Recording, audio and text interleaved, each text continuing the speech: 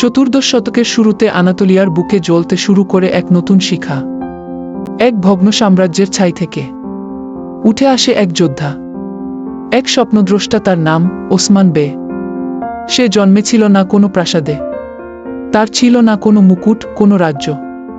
ছিল শুধু আল্লাহর প্রতি অগাধ বিশ্বাস আর আগুনে ভরা এক হৃদয়। ওসমান সেলজুক তুর্কি বীর এরতুগরুলের পুত্র। যখন সেলজুক সাম্রাজ্য পতনের পথে, ওসমান থেমে থাকেনি।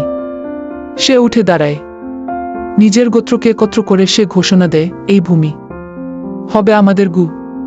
পটভূমির সুর একটু গা হয়। তার যুদ্ধ ছিল না শুধু তরবারির, ছিল বুদ্ধির, ন্যায়ের আর এক অদ্ভুত স্বপ্নের। এক রাতে ওসমান স্বপ্নে দেখে তার বুক থেকে এক বিশাল গাছ জন্ম নিচ্ছে, যার ডালপালা ছড়িয়ে পড়েছে গোটা পৃথিবীতে। এক দরবেশ বললেন, তোমার বংশ থেকেই জন্ম নেবে এক মহান সাম্রাজ্য।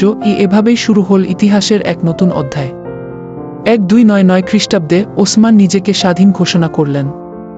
ছোট্ট গোত্র, এক ক্ষুদ্র বাহিনী, কিন্তু এক বিশাল ভবিষ্যৎ তার শাসনে। মুসলিম ও মুসলিম সবাই ছিল নিরাপদ।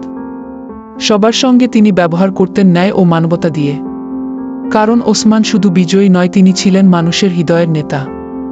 পটভূমির সুর ধীরে ধীরে চূড়ান্ত মুহূর্তে পৌঁছায়। এভাবেই বপন হল এক সাম্রাজ্যের বীজ, এক সাম্রাজ্য যা ছড়িয়ে পড়বে 3টি মহাদেশে, যা শাসন করবে শত শত বছর আর বদলে দেবে ইতিহাসের গতিপথ।